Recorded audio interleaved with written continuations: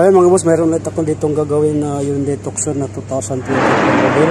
At ang gagawin ko lang dito ay magpapalit ako ng wireless charger. At sa mga hindi pa nakakalam, itong wireless charger ay para to sa cellphone. At kapag nag-charge tayo ay ipapatong lang natin dito at automatic na yung magcha-charge. So ito yun, kanyang pad. Then dito yan sa kanyang ibabaw ng center console naka-mounting. At yan yung luma, hindi ko pa natanggal. At ito naman yung bago na ikakabit ko. At yan po yung ating trabaho ngayon. At kapag nagtanggal pala tayo dito, mayroon lang yung mga clip sa tagiliran nito. Pwede natin yung hablutin na lang kung malakas naman yung ating pang-grip, or gamitan natin ng special tools na plastic molding para iwas sa gas-gas. Siyempre ingatan natin yung leader na magasgas. At minsan kasi mayroong mga masila na customer ay madali nilang makita.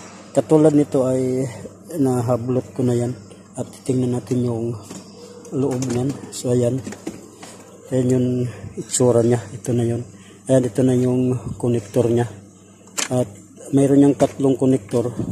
Yung isa naman ay payan dito sa kanyang drive mode switch. Ayan. Ito. Tapos yung isa yung indicator ng pag nag-charge. Dapat iilaw. Ito na yun. Ito yung maliit na yan. So malalaman natin kung hindi nagcha-charge kasi hindi lalabas yung indicator dito. So ayan, ito na yun. Makukuha na natin. Ayan, makikita nyo mga boss, yung clip sa tagiliran. Ayan, yan lang mga clip. Wala na yung tornilyo.